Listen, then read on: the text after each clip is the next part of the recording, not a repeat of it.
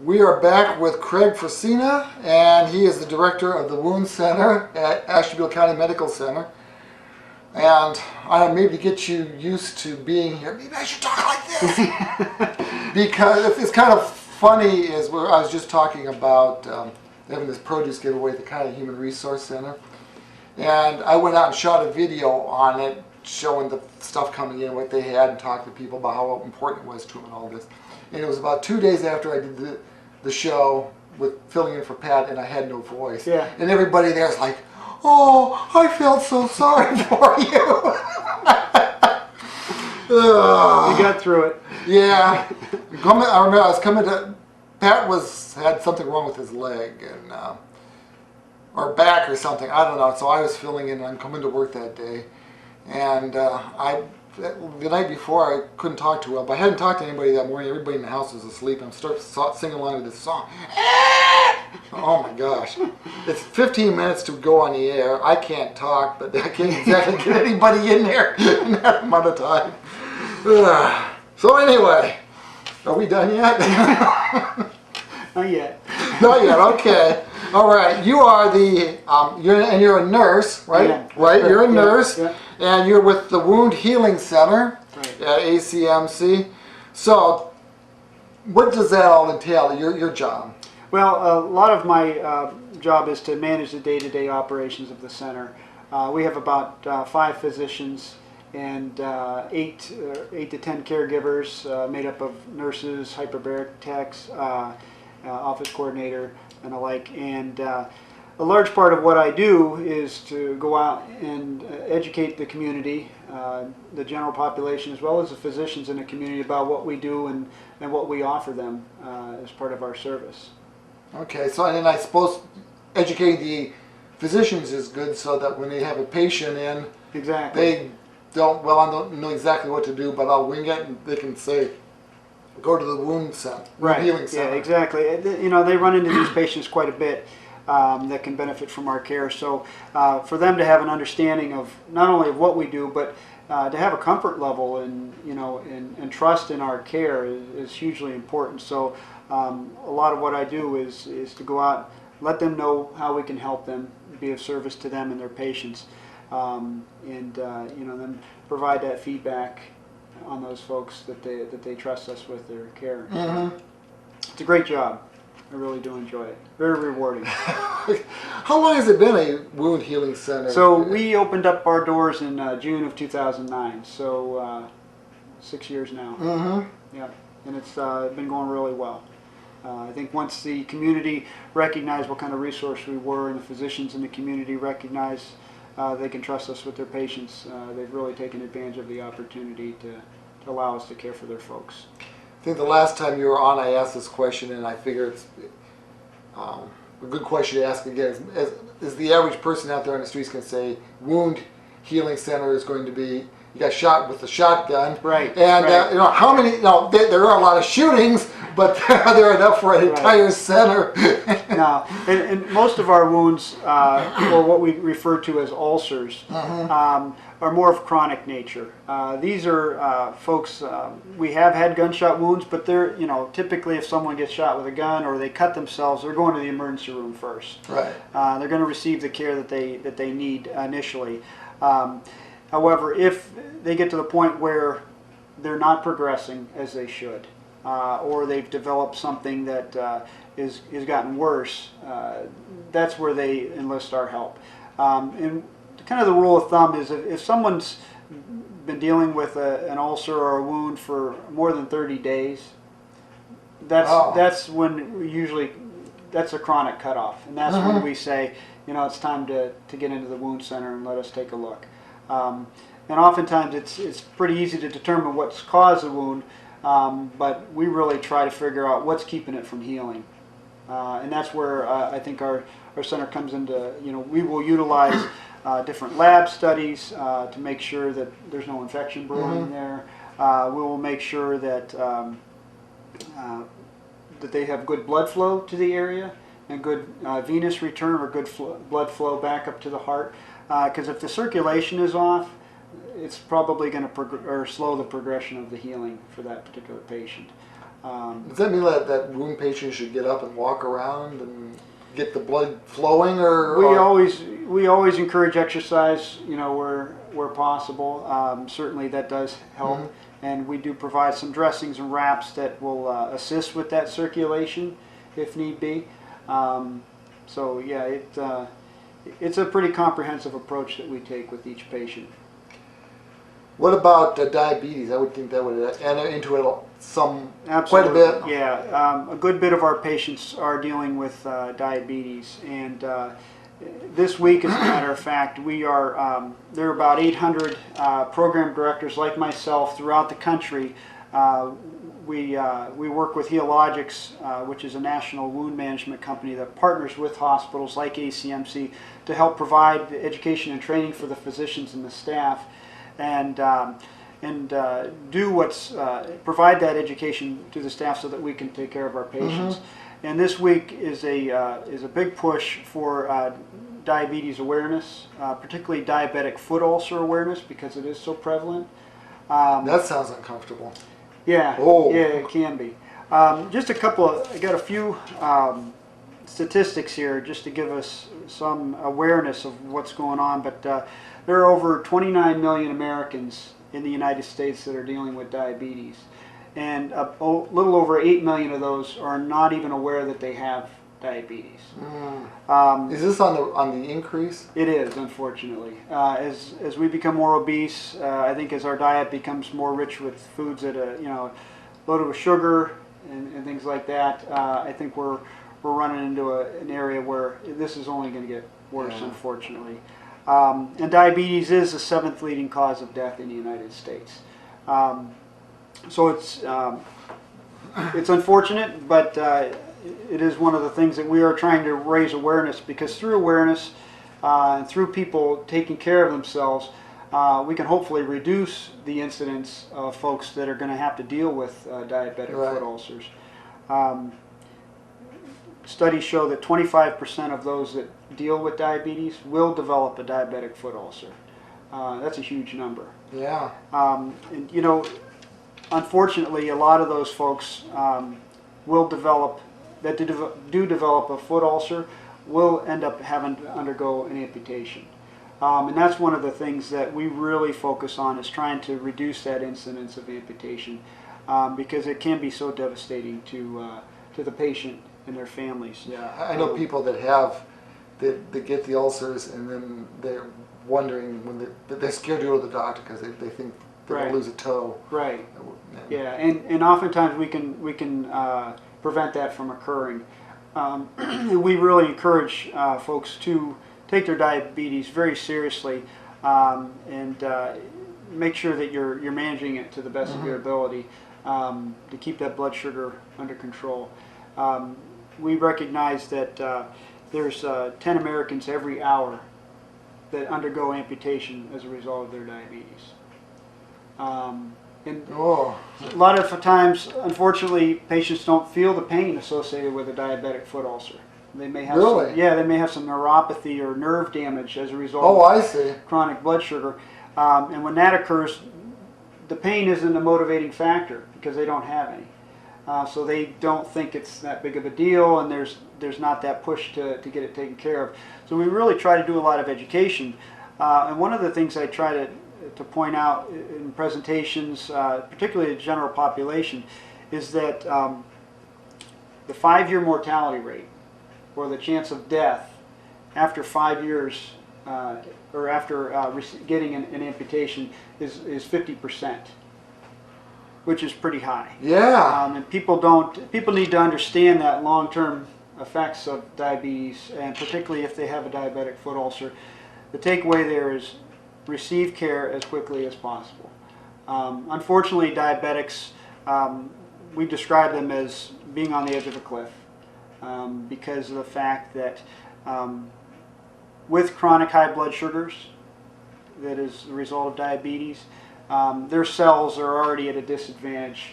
The cells what make up our tissues, okay, and diabetes affects every cell in our body. So when our cells are already compromised, any insult, traumatic, infection, any of those types of things can result in a breakdown of those cells and a breakdown of the tissue, resulting in an ulcer.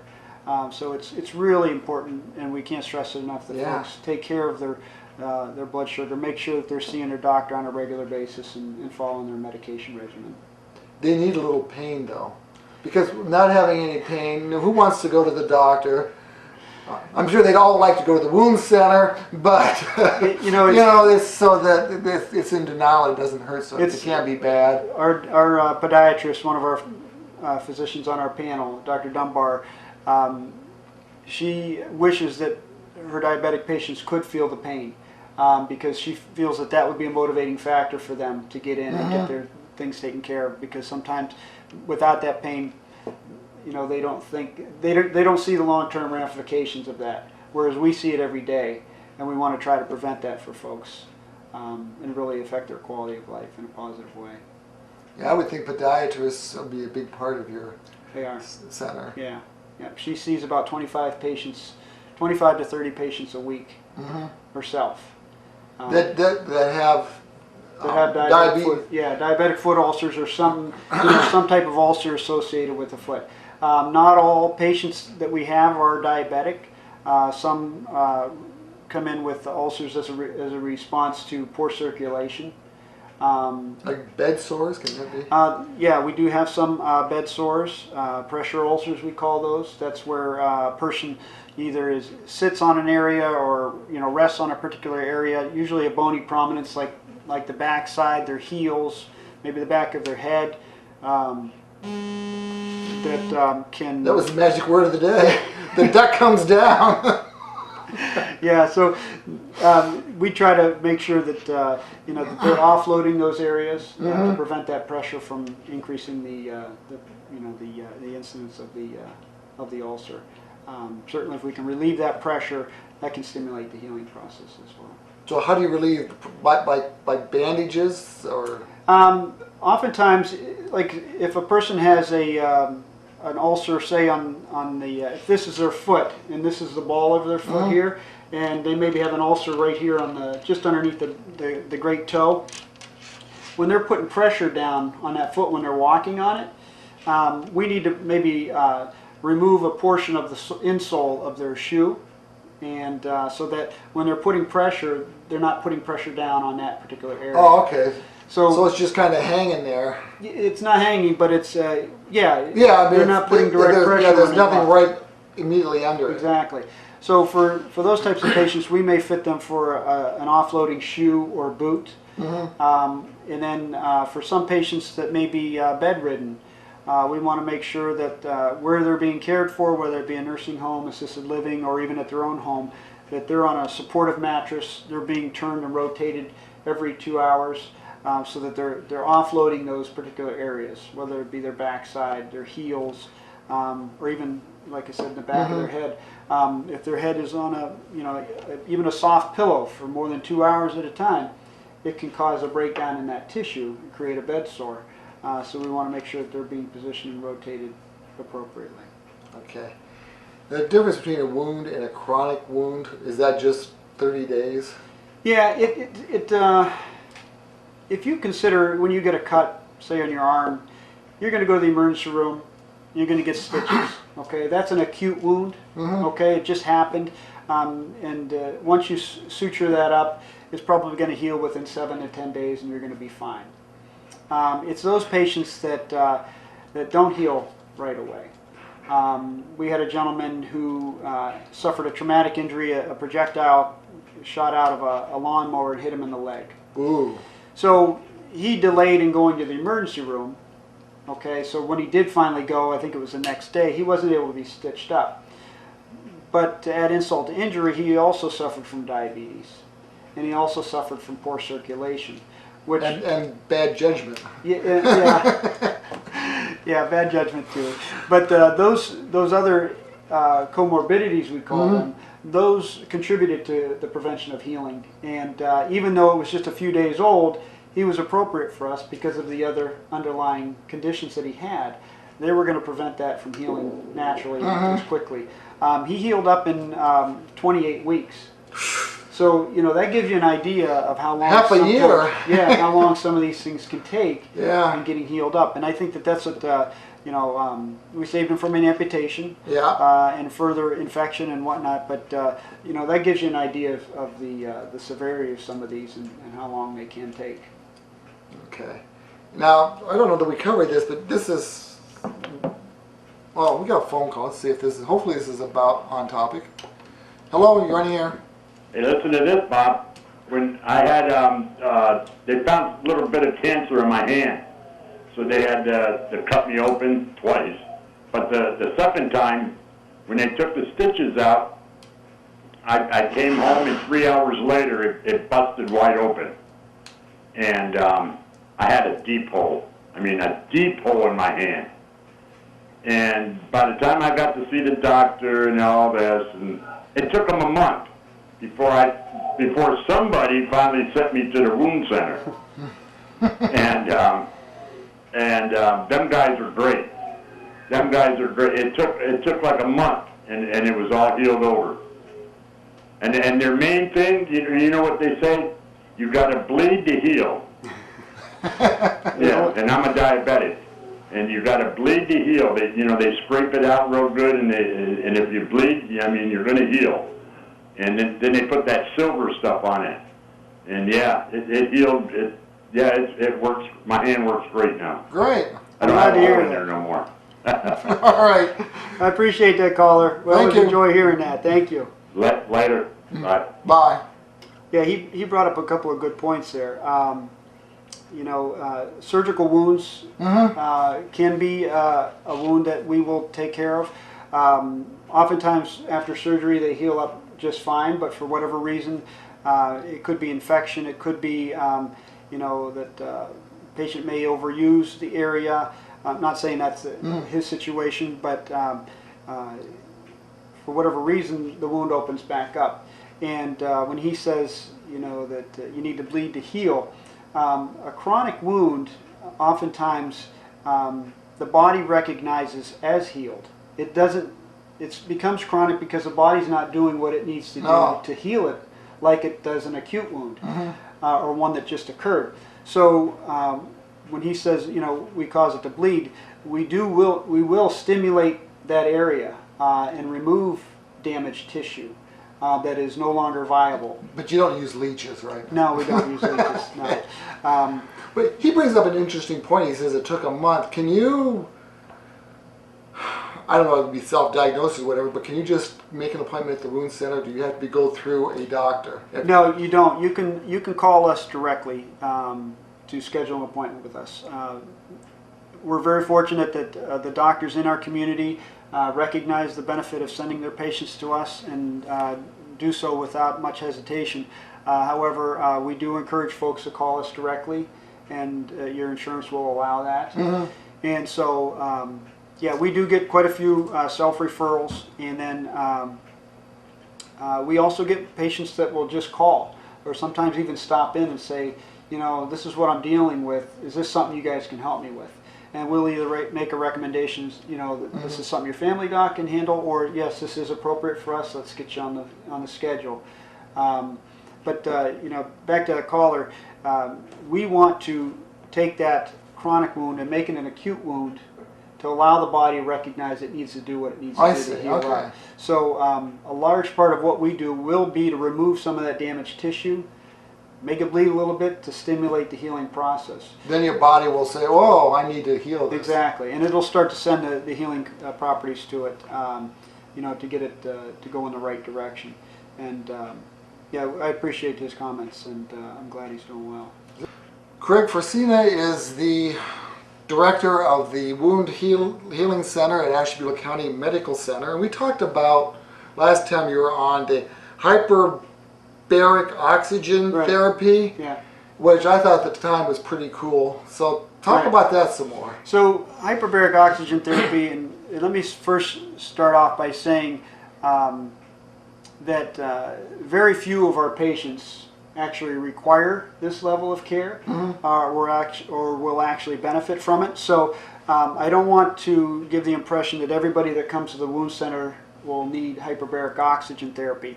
But but it's for a very small percentage of our folks that that will utilize it or benefit from it. But essentially, the patient lies in a chamber. It's a big acrylic tube, pretty spacious, but they breathe oxygen, 100% oxygen under an increased pressure. The pressure would be similar to what they'd experience on an airplane. Okay. Okay, so their ears may pop a little bit, you know, much like they do on an airplane. But it's a pretty relaxing, comfortable experience where they breathe oxygen, and essentially that helps stimulate the healing of certain types of wounds. Oftentimes we'll see it with maybe a diabetic foot ulcer that has a bone infection or some other type of infection. We've also seen patients with radiation damage as a result of cancer treatment. Okay. This radiation injury may have occurred to their colon or their bladder, and have developed symptoms where they're not able to control their stool or their bladder very well. They may have blood in their urine or their stool. They may have pain associated with that. Oftentimes, these symptoms can show up 4 to 7 years after their exposure, which is which most people think is not very common, but that's typically when we see these symptoms creep up. But hyperbaric oxygen therapy can be a great resource for those folks to get them to heal up. So how long do they lie in this? So usually a treatment's about 90 minutes. Okay. And it's Monday through Friday, and on average, we see anywhere from 20 to 30 treatments per, depending on the diagnosis and the indications for what they're dealing with. But it's been a great resource for this community, and we've seen some patients do extremely well with this. A lot of success stories. A lot of success stories, and the best part is it saved them from a painful and more costly surgery in many cases.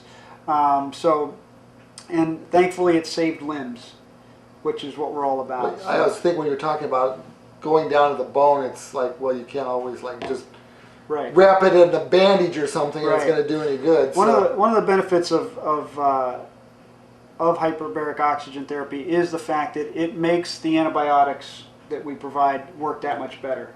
It's able to take those antibiotics deeper into the tissues, and when you're dealing with a bone infection, I mean, you can't get much deeper than that tissue. Right. And the bones are pretty dense, so this allows those oxygen molecules and the antibiotics to go deeper into that tissue to help heal those up. So it's been a great resource for the community. So what do you do while you're under that thing? You like think about your Christmas list, or?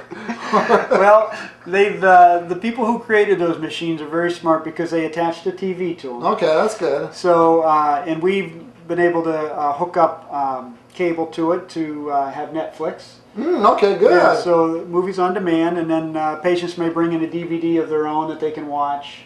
Some will use that time to catch a nap, and because it's very quiet and very relaxing. It's a nice treatment.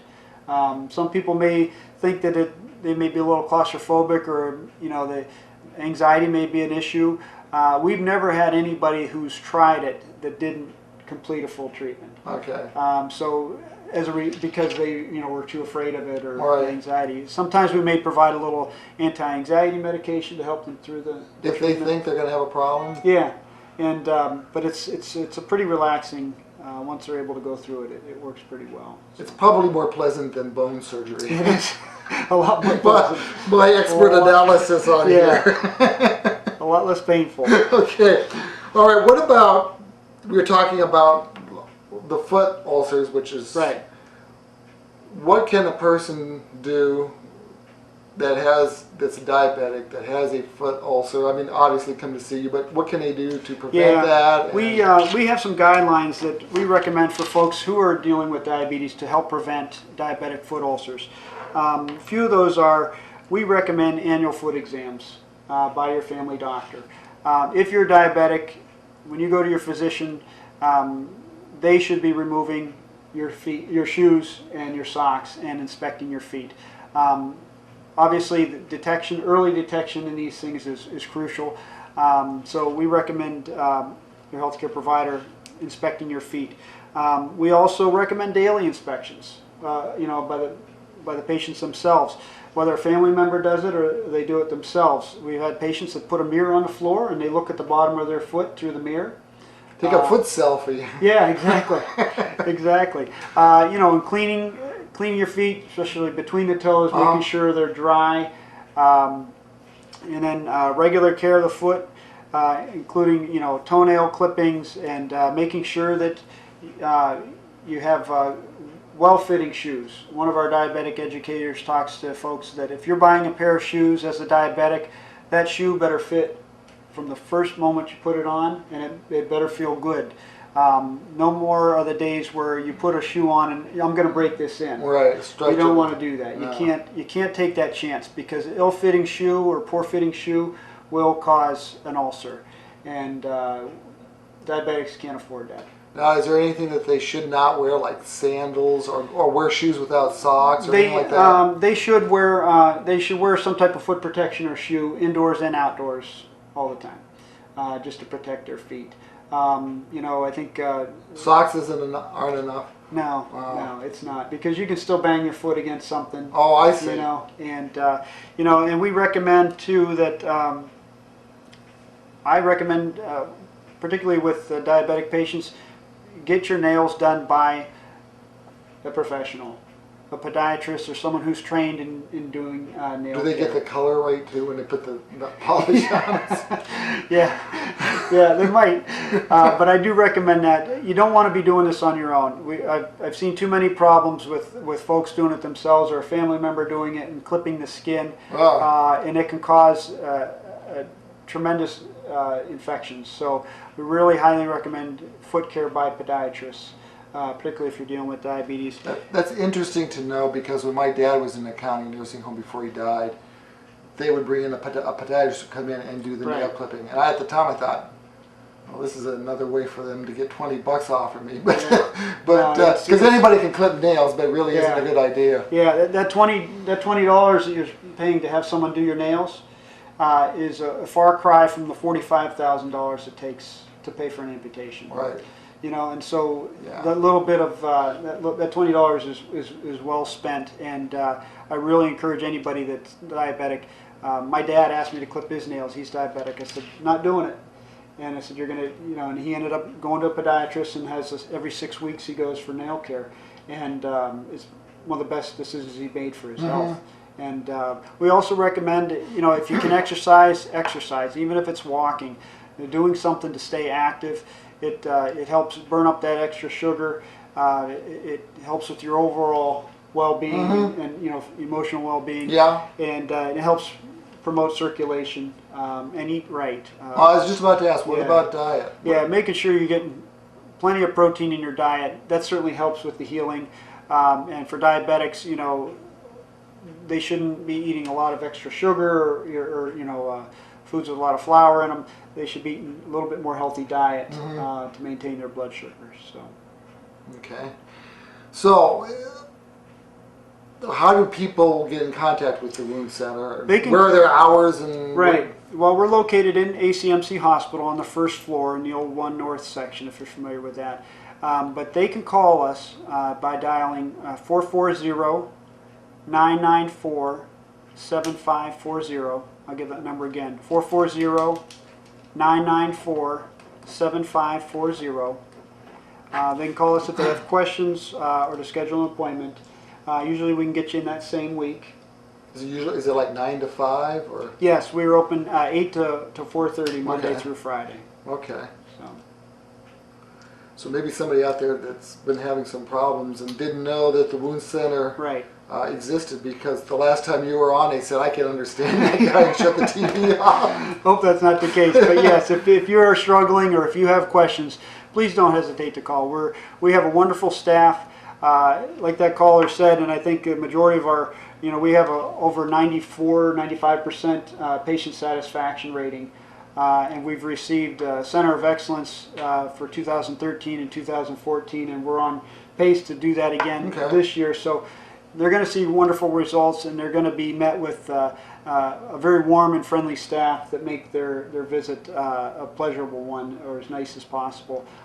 Because we recognize that for these folks that are dealing with this, they're going to be more compliant and more apt to take care of themselves and listen to what we have to offer if they're happy with the service. Sure. So that's a big focus of our teams, and couldn't be more proud of our team and the job that they do, because they're the ones that have given us such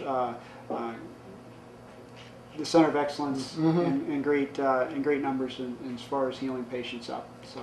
One more thing before you go is you mentioned off air that you also have a center at the Asheville County Nursing Home. Right. How's that work? So we to reach out and to further care for additional patients, we've opened up a satellite center within the Asheville County Nursing Home to not only see their patients that are dealing with wounds, but also patients from the community. So it's in North Kingsville, so those folks from maybe Conneaut or in the North Kingsville area that maybe the drive to ACMC is too much for them, they can come to the Asheville County Nursing Home. They would call that same number to schedule. Okay. And if they want to request, we can set them up to be seen at the county nursing home. We have a very nice satellite operation there, and it's a beautiful setting. What are the hours at the nursing home? We usually do every other Monday and Tuesday Okay. at the county home, and it's So usually it's one afternoon. Monday, and the next week it's a Tuesday. Correct. So we do have weekly visits there that we provide, and yeah, it's been a really good opportunity to expand our reach to help other patients. Yeah, that's a good location to have that. It is. It really is, and it's a beautiful facility. To walk in that place and think it's a nursing home, you wouldn't know it. It's a beautiful facility. Yeah. So. Yep, definitely. Okay, thank you very much. Thanks for having me.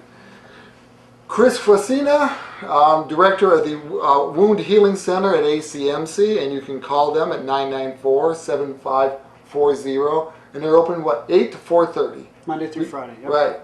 So if you're a diabetic and you have wounds that aren't healing, if you've had other things happen and the wounds aren't healing, even if they send you back to your family physician, it's a good step to take. Yeah, it absolutely is. I think we can give you peace of mind, or we can get you started, on the path to healing. We do offer hope for healing, and I want everybody to take that away. And even though these things can take a long time, it's worth the effort. Okay. All right. Very good.